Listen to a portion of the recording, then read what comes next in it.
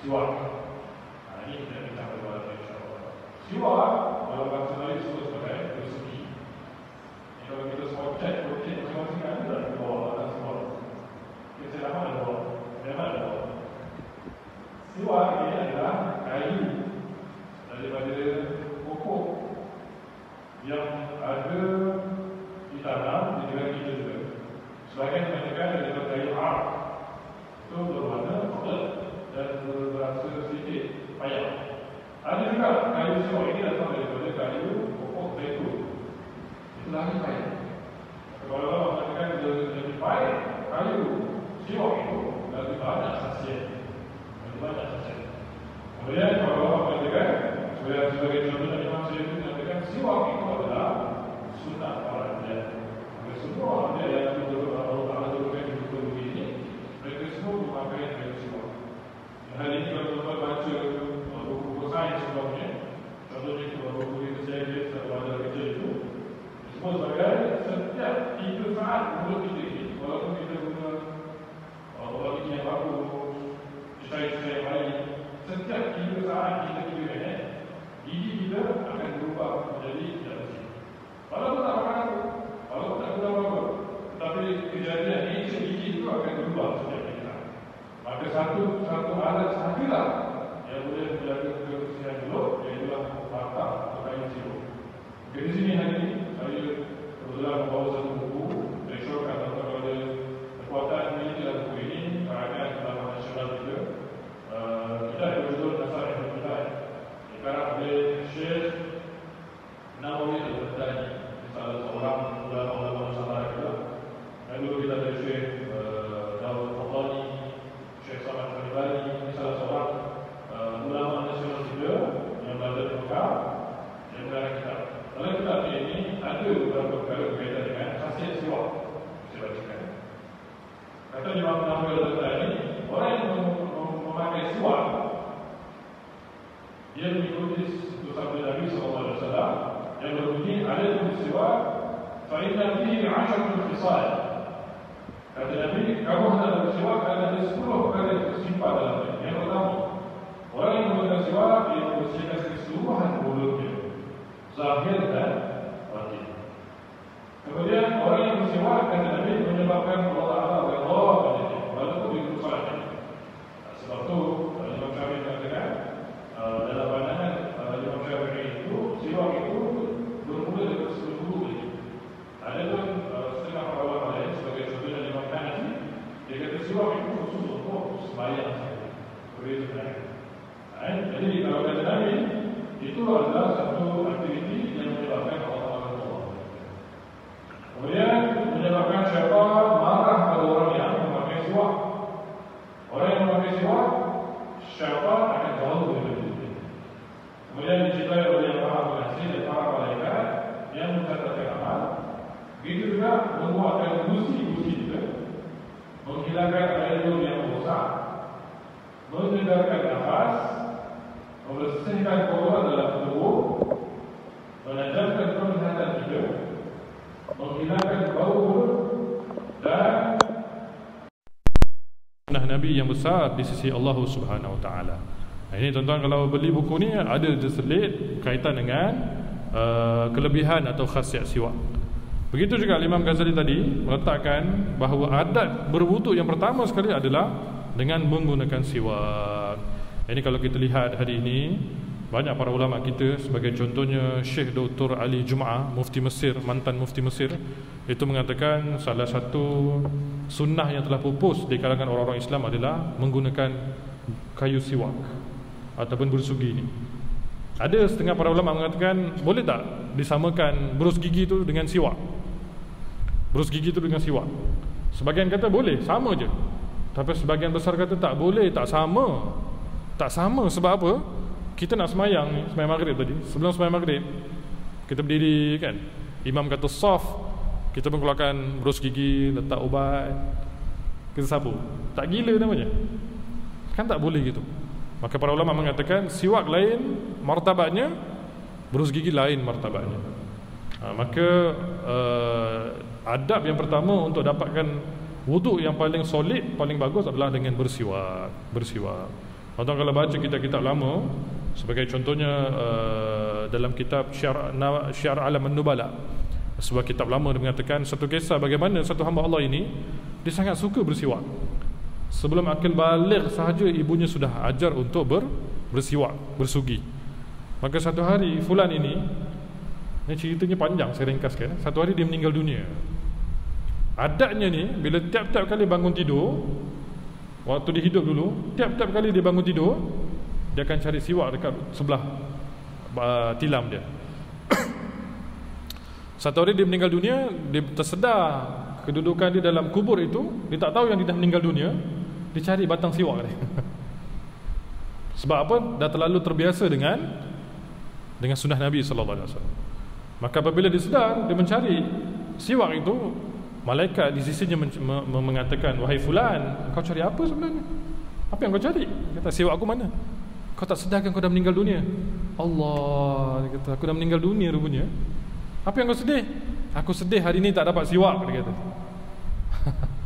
Maka kedua-dua para malaikat ini bertemu dengan Allah Subhanahu Wa Taala. Maka Allah sebut dalam kata-kata Syiar Imam Az-Zahabi ini mengatakan, Allah berkenan untuk ampunkan segala dosa-dosanya dengan berkat dia banyak siwak kepada Allah Subhanahu Wa Taala.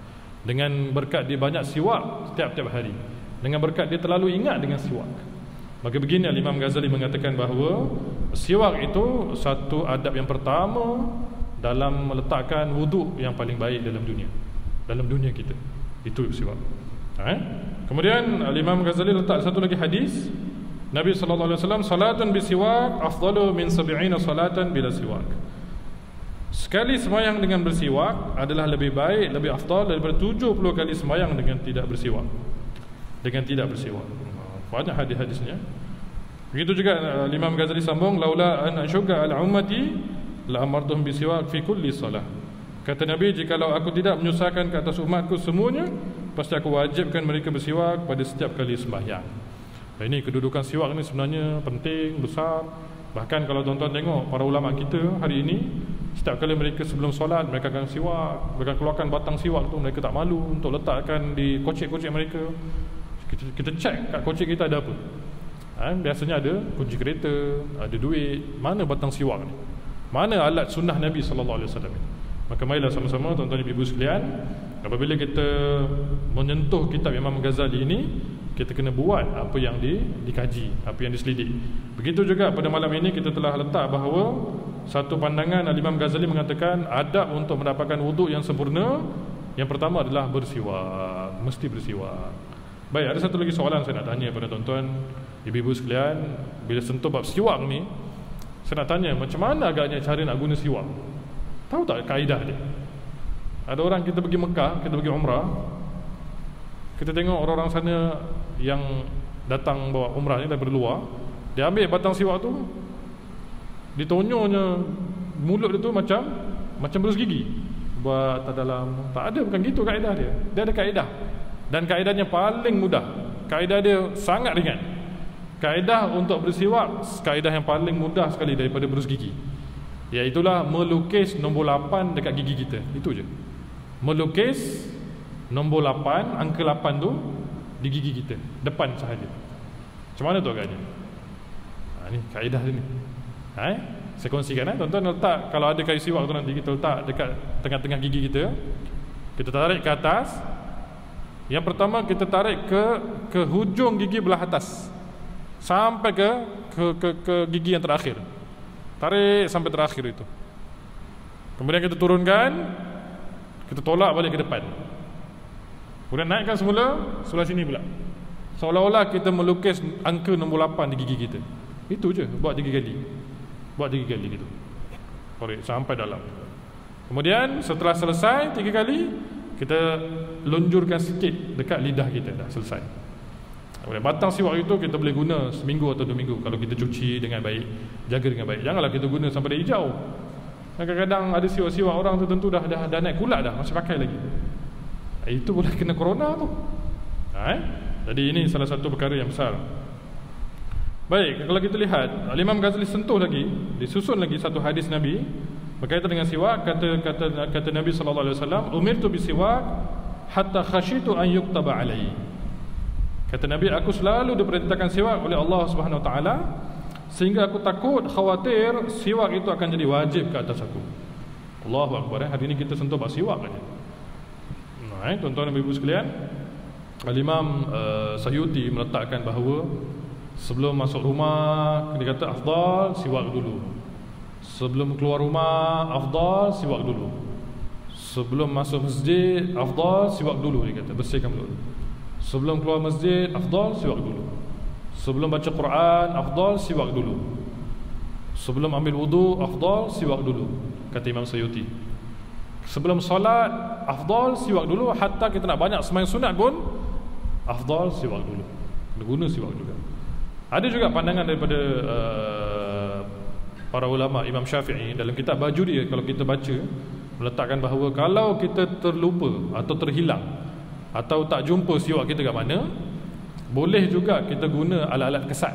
Sebagai contohnya hujung kain kita atau hujung telekung kita, kita niatkan menggantikan kias kepada siwak, kita tenyih sedikit sahaja, buat syarat untuk dapatkan afdaliyat siwak itu. Tapi kalau daripada tahun 1977 sampai tahun 2020 asyik bertenyih macam tu pun tak guna juga. Dia khasiat tu dekat batang siwak tu. Sebab tu para ulama dulu mengatakan, contoh kalau pergi negara-negara tradisional ni, sebagai contohnya Fez, Morocco, kita pergi Mekah, Madinah, kita pergi Tarim, Hadramaut, kita pergi Mesir. Di sana kalau kita lihat orang-orang sya'ab dia, orang-orang rakyat dia, sampai satu tahap mereka akan ikat kayu siwak tu, letak dekat poket dia, gantung dengan tali pinggang dia supaya tak lupa. Kalau orang perempuan dia diikat dekat telekung dia. Sesiapa yang pernah pergi selatan Yaman ni mesti dia nampak bagaimana daripada umur 5 atau 6 tahun sampai ke umur tua, mereka cukup melihat alat siwak itu satu benda yang sebahagian daripada hidup mereka. Maka marilah sama-sama, saya rasa banyak masjid-masjid di Malaysia juga boleh anjurkan setiap jemaah-jemaah nak masuk masjid, kita boleh edarkan satu siwak, biar jadi satu budaya kan. Lama kelamaan anak-anak kita, isteri-isteri kita, kita sendiri terbiasa dengan menggunakan siwak kan. Lebih afdal setiap kali sebelum wudu, kata Imam Ghazali, kita siwak dulu supaya dapat wudu yang paling sempurna. Ada satu doa daripada salah seorang guru kepada Imam Syafi'i. Apabila Imam Syafi'i meninggal dunia, gurunya salah seorang bernama Nafisatul Masri, seorang perempuan di Mesir, seorang alim, seorang wali Allah, lebih tua daripada Imam Syafi'i, tapi Imam Syafi'i meninggal dulu. Apabila dikhabarkan pada Nafisatul Masri, wahai guru, anak muridmu meninggal dunia hari ini, sakit dia. Imam Syafi'i kena sakit bawasir selama puluhan tahun lamanya. Jadi apabila dengar dia khabar Imam Syafi'i meninggal dunia, kata Nafisatul Masri ini, orang alim ini, wali Allah ini, dia kata apa? Rahimahullah, al-Imam Syafi'i kana yusinu wudu'ahu. Kata Nafisa, ya Allah, mudah-mudahan Allah rahmati Syafi'i ini. Kerana apa? Dia sangat detail dalam wuduk dia. Dia sangat teliti dengan wuduk dia. Dia tak pernah tinggal siwak dia dalam wuduk dia. Subhanallah tuan-tuan. Mari sama-sama kita mengambil satu perubahan diri. Bagaimana kalau nak meletakkan wuduk kita, salah satu wuduk yang terbaik adalah dimulakan dengan bersiwak. Begitu juga kalau dalam toilet nanti kita nak ambil wuduk, kita tak nampak siwak kita, tak jumpa, kita boleh kiaskan berus gigi kita ataupun baju kita sebagai gantian untuk mendapatkan keutamaan siwak itu. Sesekali terlupa tu tak apalah. Baik, kemudian Imam Syafi'i, Imam Ghazali sambung, kemudian hendaklah engkau duduk menghadap kiblat di atas tempat yang sedikit tinggi supaya engkau tidak terkena percikan air, dan bacalah olehmu ketika itu sebuah doa yang berbunyi Bismillahirrahmanirrahim, Rabbi a'udzubika min hamazati syayatin wa a'udzubika rabbi an yahdurun. Ini biasa doa kita baca Doa dibaca sebelum kita membasuh kedua belah tangan kita, kedua pergelangan tangan kita adalah Bismillahirrahmanirrahim, Rabbi a'udzubika min hamazati syayatin wa a'udzubika rabbi an yahdurun. Itu dibaca sekali supaya tidak ada gangguan daripada tentera-tentera syaitan yang akan jadi satu masalah apabila kita ambil wuduk, kita akan lupa. Kan ada setengah orang was-was bila ambil wuduk, basuh muka, time basuh tangan dia teringat pula, Tadi basuh muka kena dagu ke tidak? Diulang balik muka. Allah raham Datuk Ismail kamu, satu hari bila dia pergi masjid, dia nampak satu anak muda ni tengah ambil wuduk. Dia tengok basuh muka dekat 5 kali. Pelik.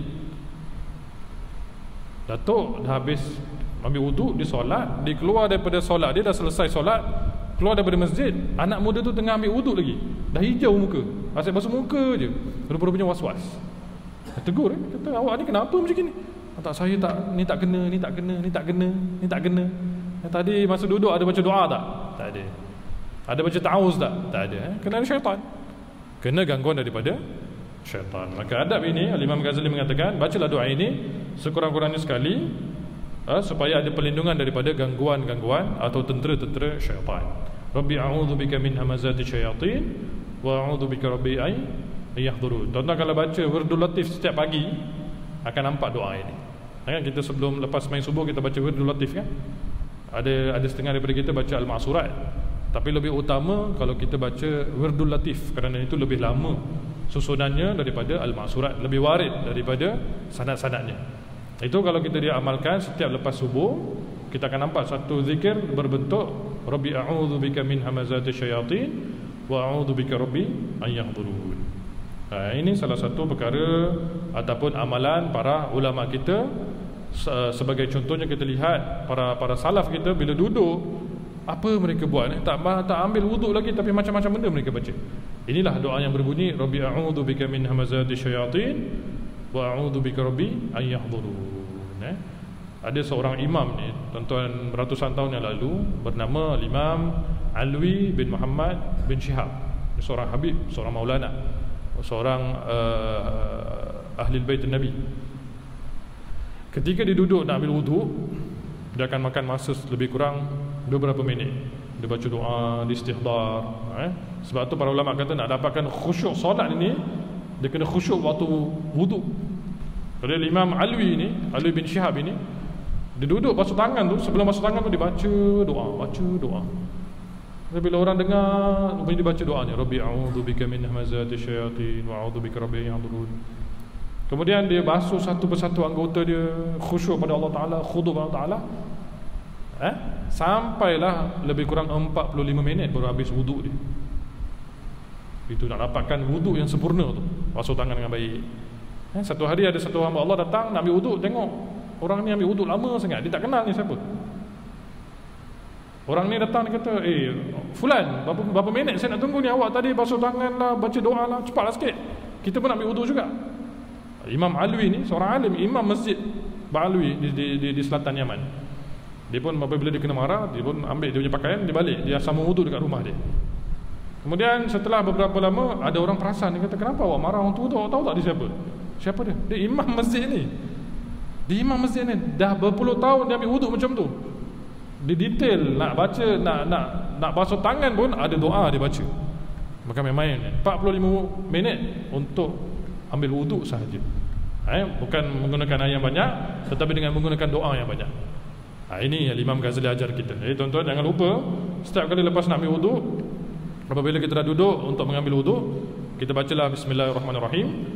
Rabbi a'udzubika min hamazati syayatin wa a'udzubika rabbi ay yahdurun. Apa maksudnya?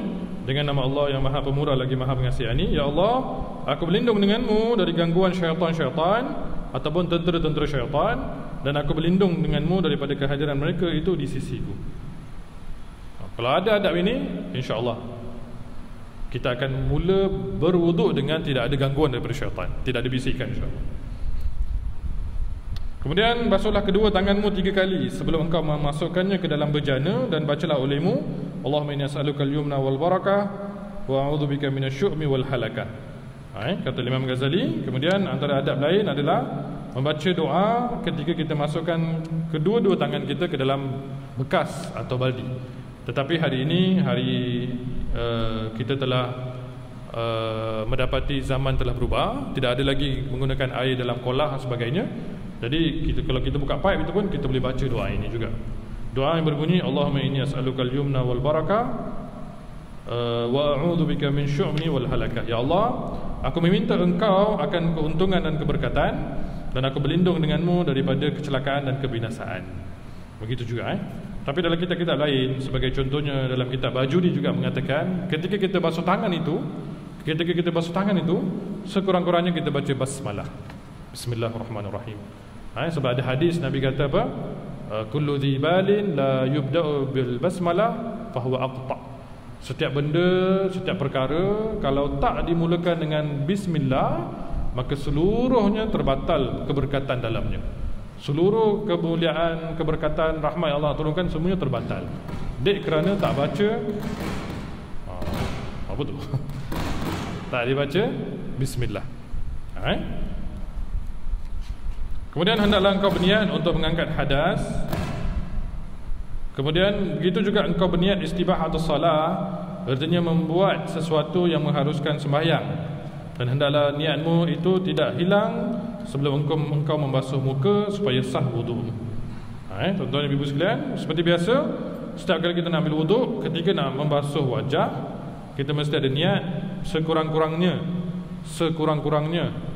kita berniat dalam hati, nawaitu wudu lillahi ta'ala. 3 perkataan. Nawaitu wudu'a lillahi ta'ala.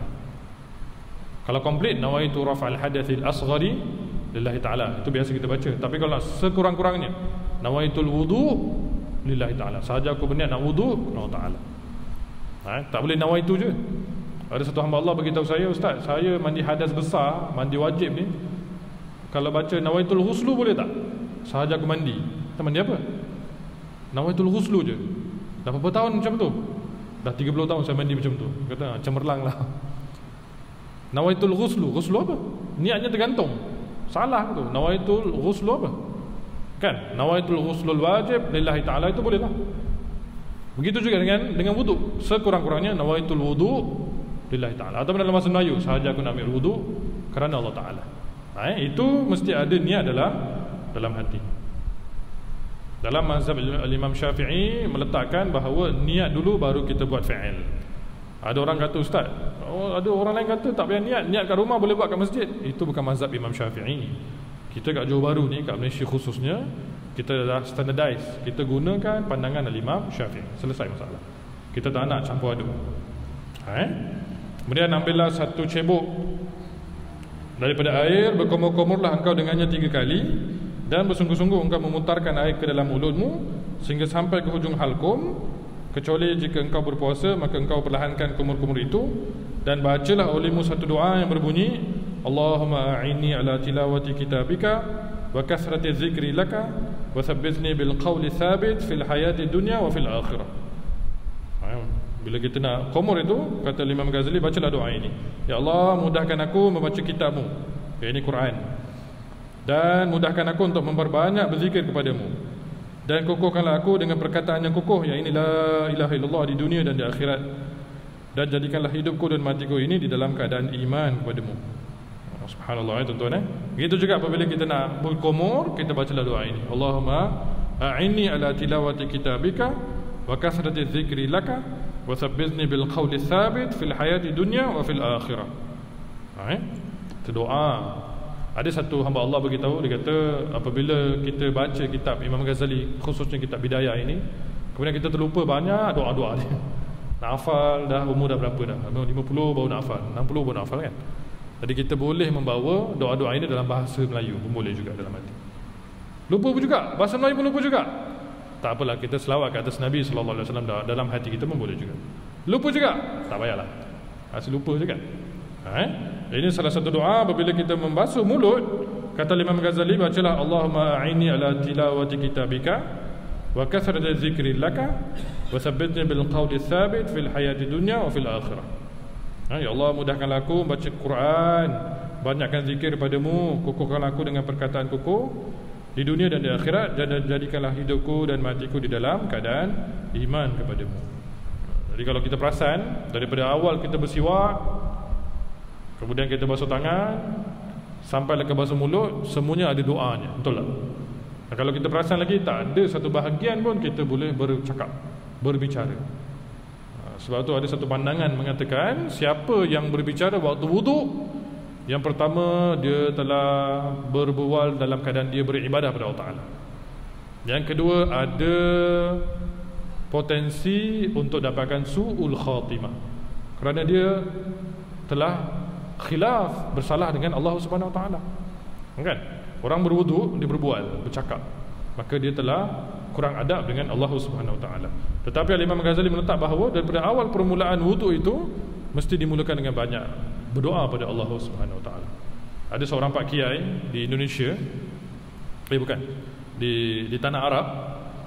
Satu hari dia, ketika anak-anak muridnya, anak-anak santri dia mengambil wuduk, dia termenung tengok anak-anak murid dia ambil wuduk, dia tengok daripada jauh.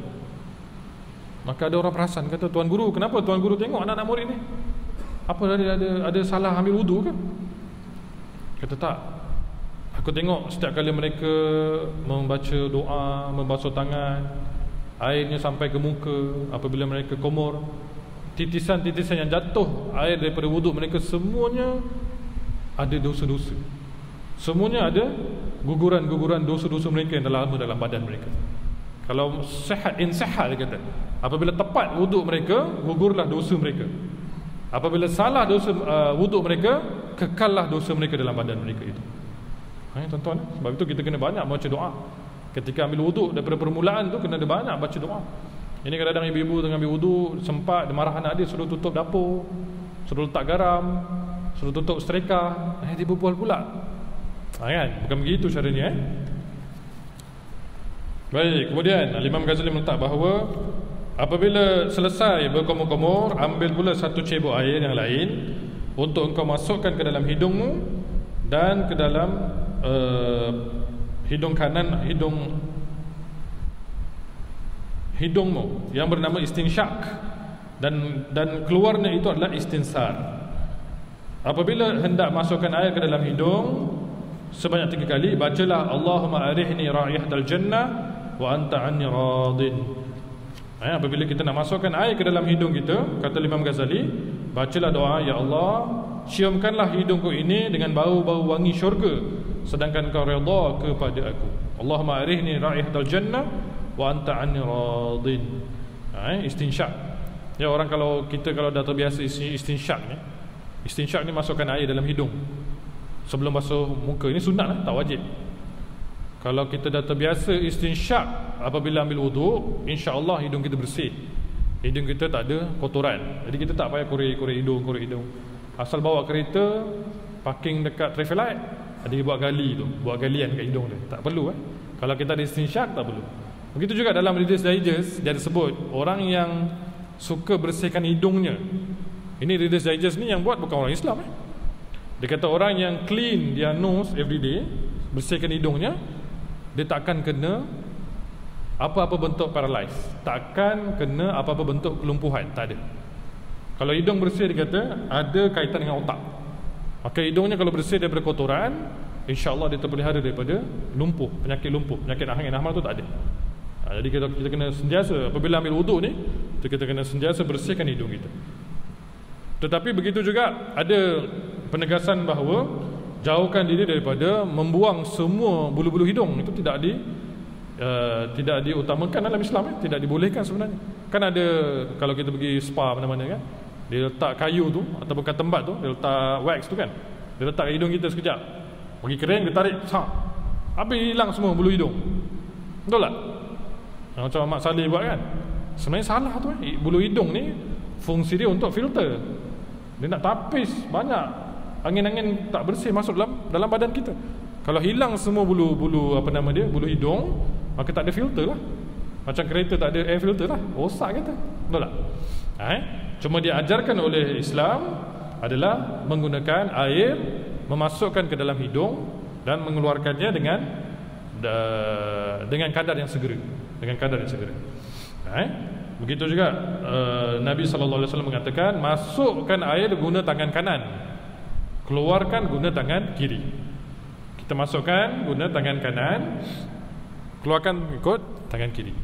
Lebih afdal lagi apabila kita nak kumur itu, bila kita masukkan air ke dalam mulut, masukkan sekali dekat hidung dalam kadar air yang sedikit. Jadi kat situ dapat jimat. Keluarkan semula dengan guna tangan kiri.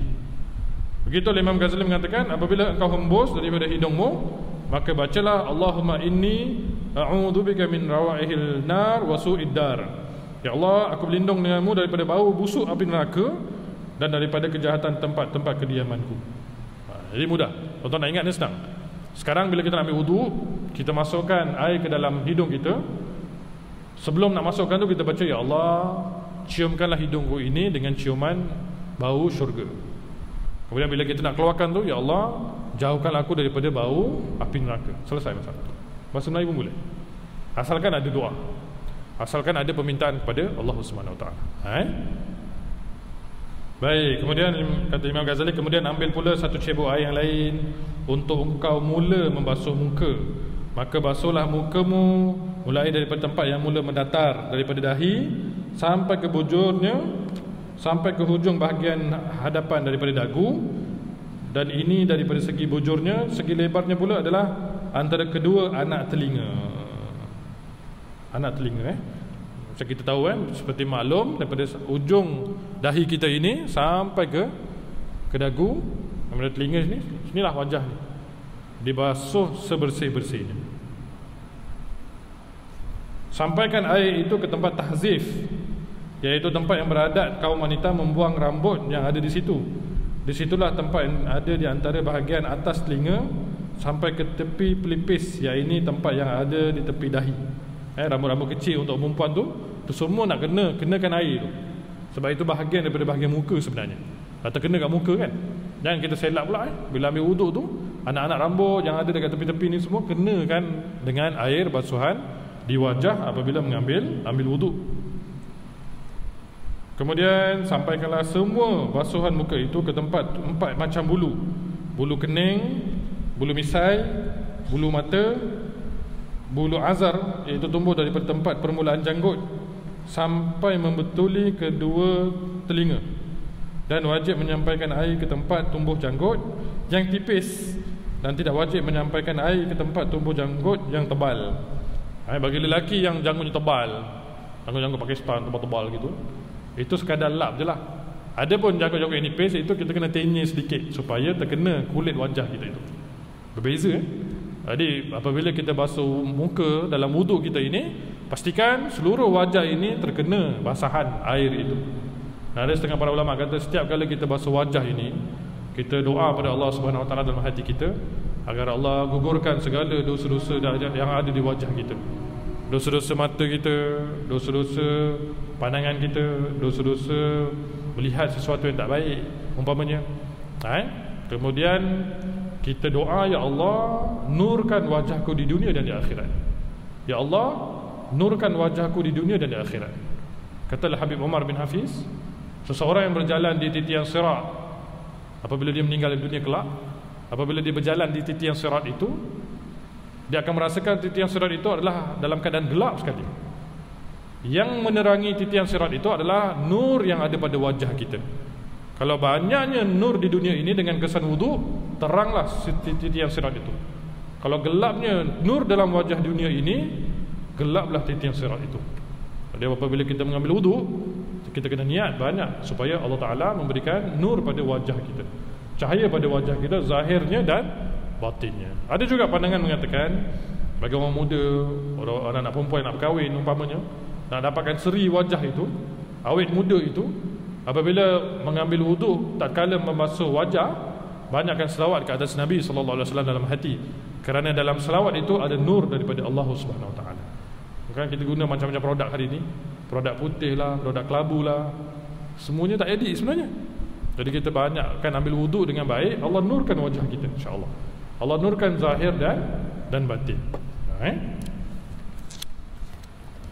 Baik, kata Imam Ghazali, apabila membasuh wajah, doa selepas itu, Allahumma bayyid wajhi binurika yauma tabyaddu wujuha awliyaika wa la tusawwid wajhi bizulmatik yauma taswaddu wujuha a'daik. Ya Allah, putihkanlah mukaku dengan nurmu pada hari yang menjadikan putih muka para awliyamu, iaitu pada hari kiamat, dan jangan engkau hitamkan mukaku dengan kegelapanmu pada hari menjadi hitam muka musuh-musuhmu. Muka musuh-musuh. Subhanallah, tuan-tuan.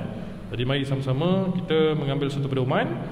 Setiap kali mengambil wuduk, ketika kita membasuh wajah itu, kita berdoa pada Allah Subhanahu Wa Taala, ya Allah, putihkanlah wajahku pada hari putihnya wajah-wajah awliyamu, para anbiya'mu, dan janganlah hitamkan mukaku pada hari dihitamkan muka-muka hamba-Mu di padang mahsyar kelak.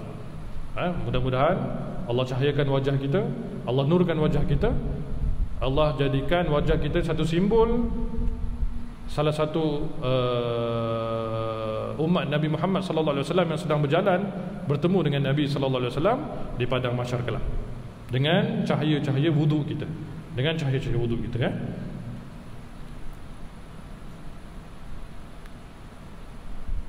Baik, Al-Imam Suyuti dalam kitabnya mengatakan orang yang membasuh wajahnya dalam wuduknya, tatkala dia mengambil wuduk itu, dia kena istisyar bahawa itulah wuduk yang terakhir dia ambil.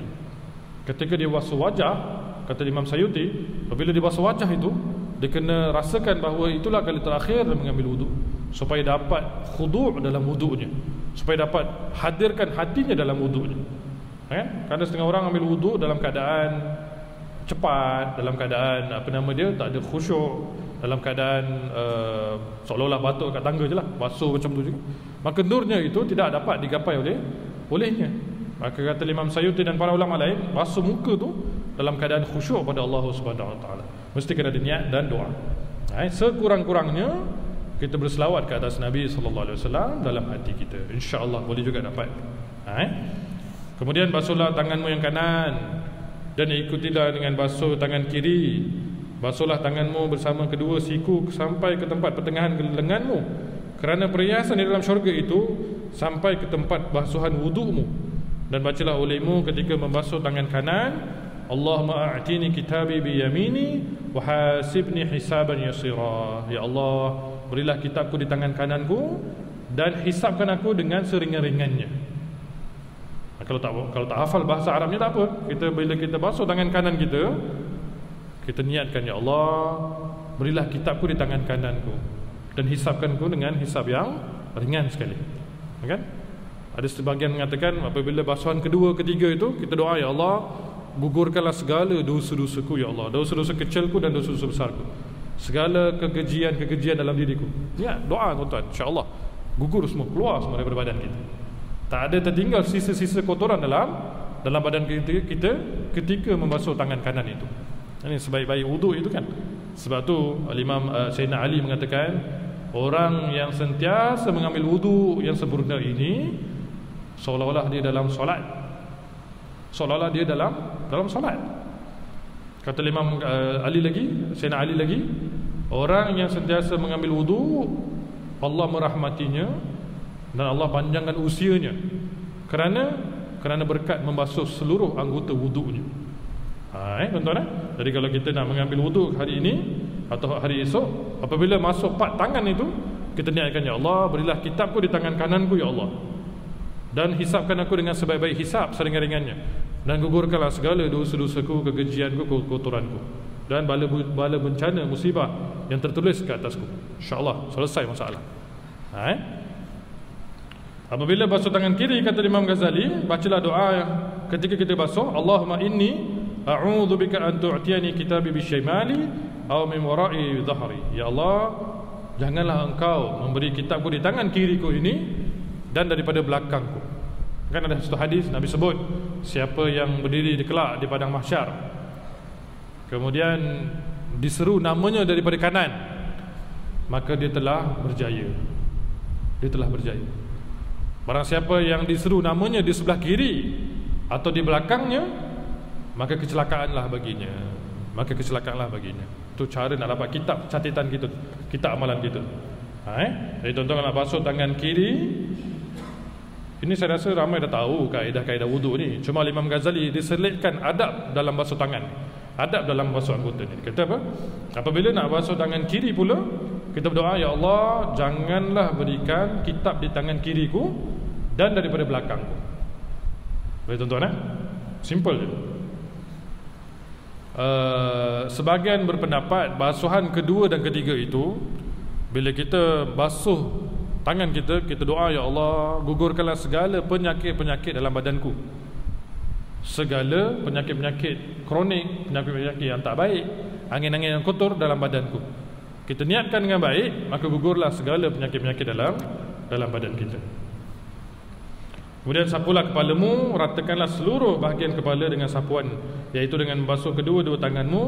Lalu engkau semukan ujung jari kedua tanganmu, engkau letakkan keduanya pada bahagian ke depan kepala. Kemudian lalukan kedua tanganmu itu ke bahagian belakang. Setelah itu engkau kembalikan ke semula kedua tanganmu ke depan. Ini dikira satu hitungan. Maka engkau buat begitu 3 kali dan baca doa ini. Dalam mazhab Imam Syafi'i, ambil wuduk, basuh kepala, cukup al-masah, sapuan sahaja. Tapi lebih afdal kita begini, kita basuh keseluruhan kepala ini. Kata Imam Ghazali, tolak ke belakang dan tarik semula. Itu dikira satu.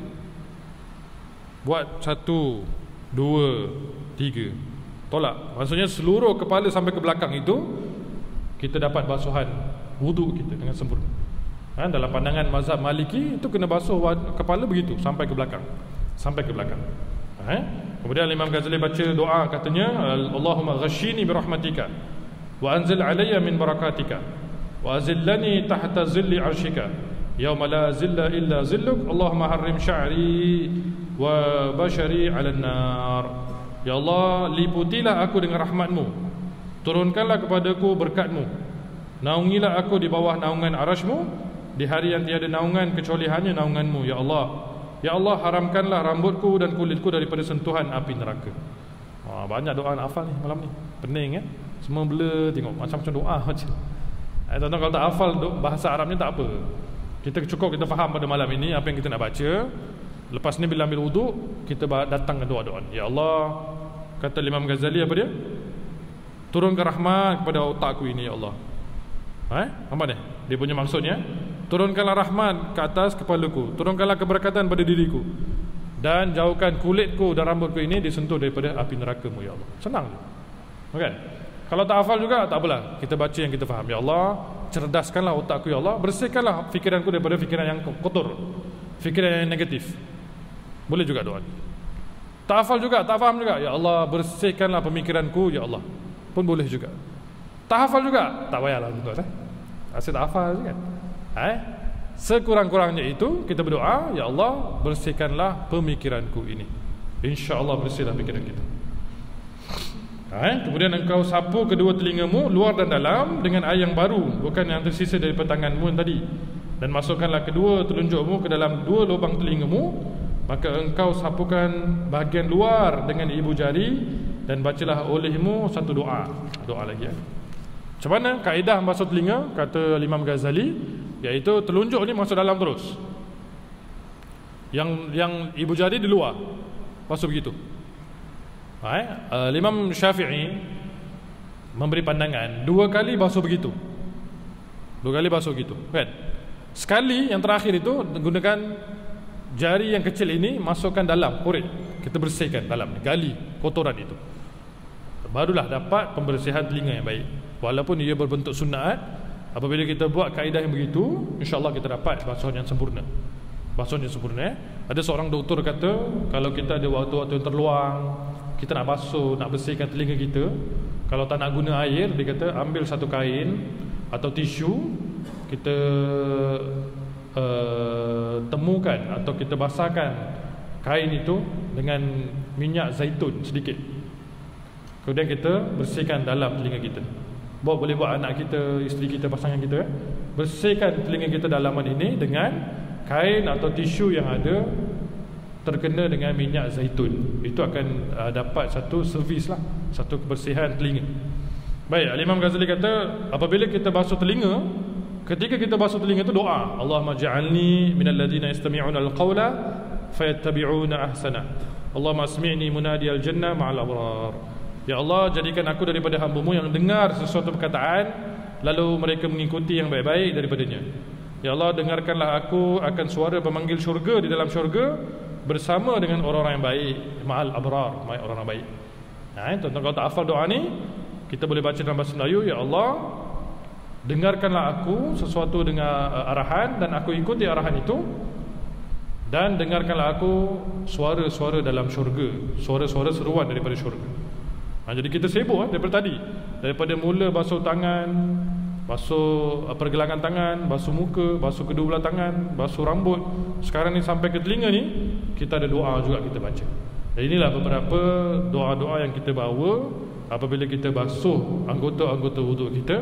Mudah-mudahan apa yang kita discuss pada malam ini secara ringkas, walaupun banyak perkara sebenarnya kita kena hafal, walaupun bentuk doa-doa yang jarang kita dengar, mudah-mudahan itu menjadi satu asbab mendapatkan satu wuduk yang paling sempurna, wuduk yang konkret, wuduk yang solid, supaya dapat solat yang khusyuk pada Allah Subhanahu Wa Taala.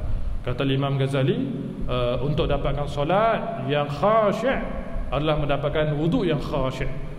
Nak dapatkan solat yang baik, yang khusyuk adalah daripada wuduk yang khusyuk, yang terbaik. Mudah-mudahan apa yang kita bincangkan ini dapat satu perubahan daripada baik kepada lebih baik lagi lebih penting. Jadi kita barakallahu fikum. Setakat ini dahulu, insya-Allah kita akan sambung pada minggu yang akan datang. Mudah-mudahan kita dapati sesuatu manfaat daripada kitab Al-Imam Ghazali. Barakallahu fikum. Assalamualaikum warahmatullahi wabarakatuh.